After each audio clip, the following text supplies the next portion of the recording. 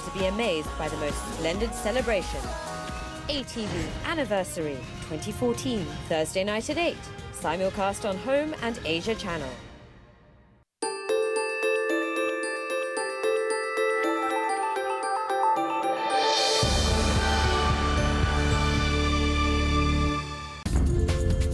This programme only reflects the personal views of the programme hosts and/or the individual contributors.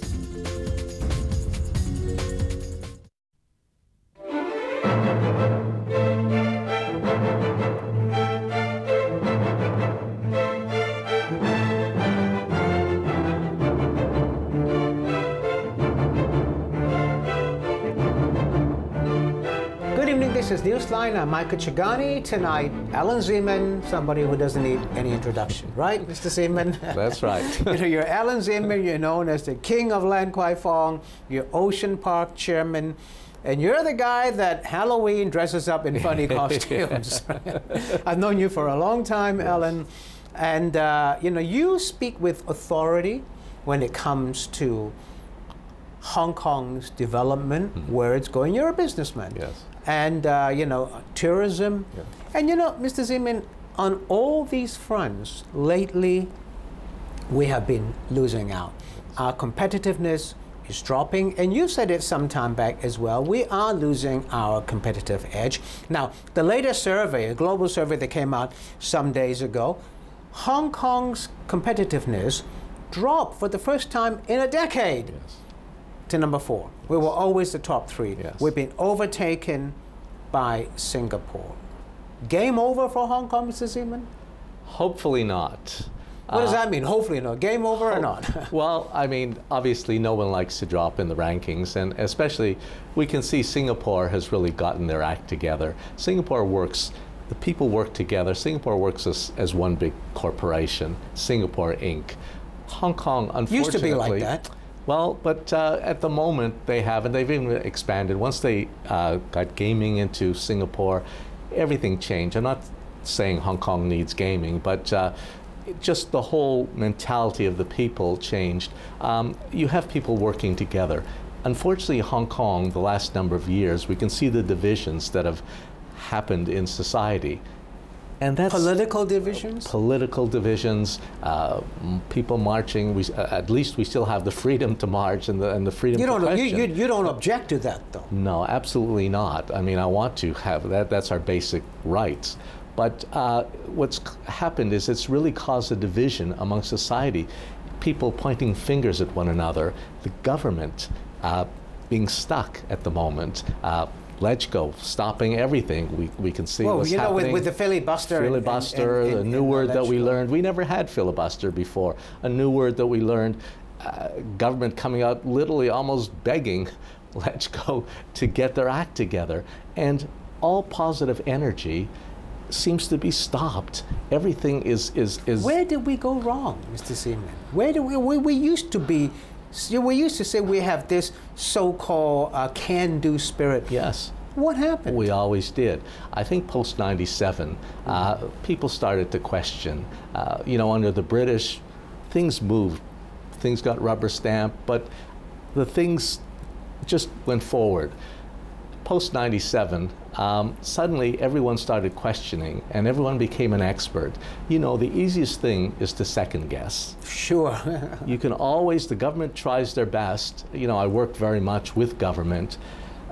They themselves have lost their will to go forward. Many people. Even our government has lost its will? Many people within the government are talking about retiring or just want to be safe. Well, they're sick and tired. How would you like to work in an organization where you get criticized if you turn left or right or go in the middle? Everything you do. But isn't that democracy? I mean, you say rubber stamp.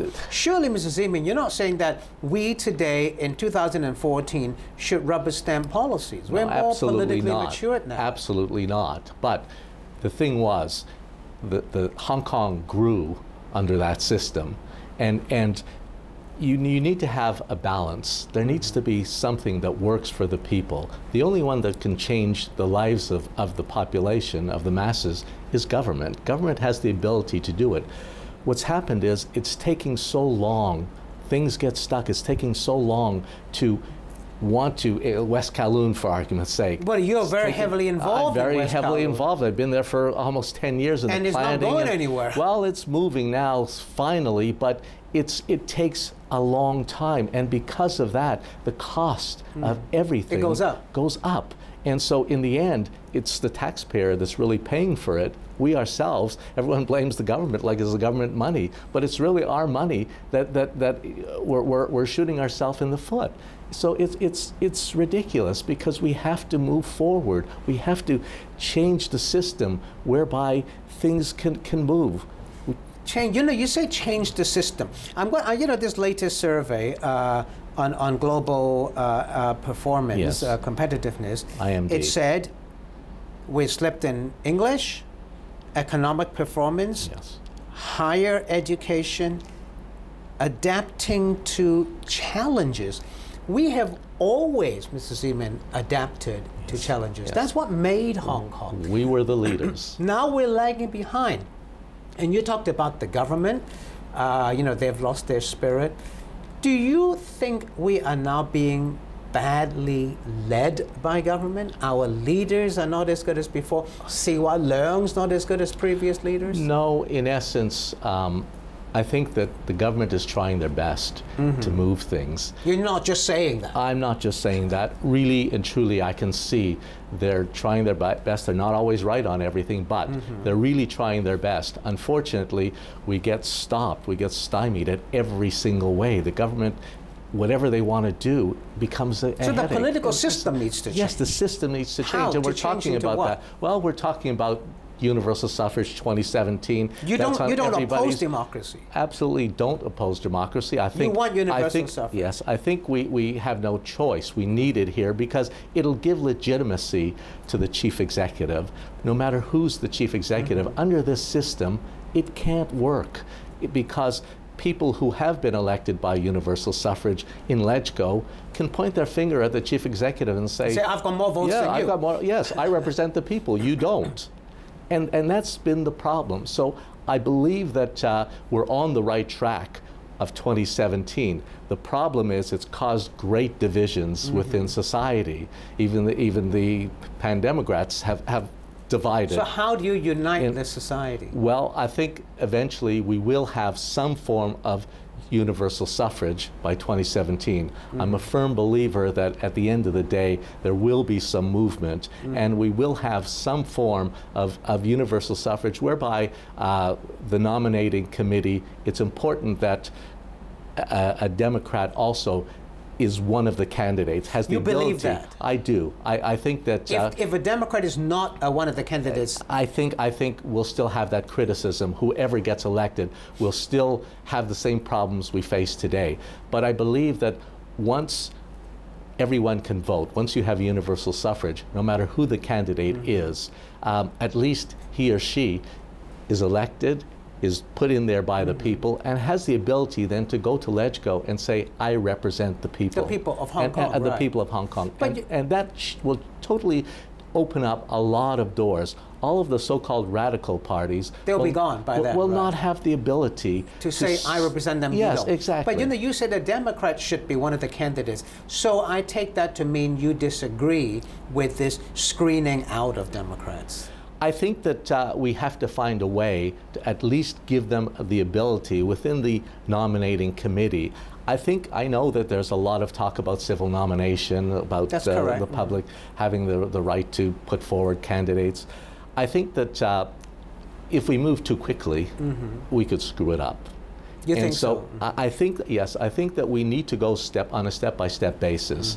My own personal view is that we have a nominating committee. Yes, it can be expanded, maybe to 1,600 from 1,200 people, but then they should have the right to nominate the candidates, whether it's 3 or 4 or whatever the number of candidates. You don't believe in public nomination? I don't believe at this point. I believe that if the people have the right to vote for whoever the candidates are, at least that candidate will have some legitimacy. Definitely, you never know until someone gets into power, really, their ability or who they are. But the central government does not trust Democrats. Do you think they need to trust Hong Kong people more in making the right choice? I think Hong Kong people are very pragmatic. Hong Kong people will rise to the occasion if it's put to them. I think that the big problem we have, yes, I don't blame China. They look at what's going on in Hong Kong at the moment, and they get scared. And they're in Beijing, and they get scared. Exactly. And so I absolutely don't blame them. And so we need to somehow find a way to have common ground. That really there needs to be some give and take. We need to work together. You know, in English, there's the saying, "United we stand, divided That's we right, fall." right. And that's exactly why these IMD reports, you find competitiveness, we're fourth in the ranking. We were #1 for many years. It just, to me, it hurts me. I look around us. I look at what's going on in China. I look at the strength of China. How You go there a lot. moving. I'm in China a lot. I look at Shanghai. I look at Beijing. The secondary cities, they're moving so quickly. There's a renewed spirit. There's that can-do spirit. Are we being left behind? I believe if we continue the way we're going, we will be left behind. I mean, we have problems. It just takes us forever to do things. Landfill problems. I know, I was just about to say that. You can't even get landfills. You can't get landfill problems. Everything is a problem. Whatever we look at is stopped. And that, there's only X amount of years that a chief executive has to stay in power. And if he doesn't have the ability to institute his policies, only Hong Kong in the end gets hurt. But you're the person, I know that you've moved a lot, excuse me, you're doing a lot of business on the mainland, right? Yes. Because you have moved the Lan Kwai Fong trade, the brand name, Yes, to the mainland. Is Yes. that a lack of confidence in Hong Kong? No, absolutely not. As a businessman, the ability, the strength of Hong Kong is being part of China. And if we, rather than fight China here, the idea is to embrace it. They have a great market. They have people with a lot of money today. I can't imagine where Hong Kong would be if we didn't have China in behind us. The financial community, without the renminbi business, without China propping up the financial community, Hong Kong would be nowhere. And so it's, and most cities in China now are going direct to buyers, to and not going through Hong Kong. And not going through Hong Kong. Let me just stop you just for a moment. See you soon, don't go away.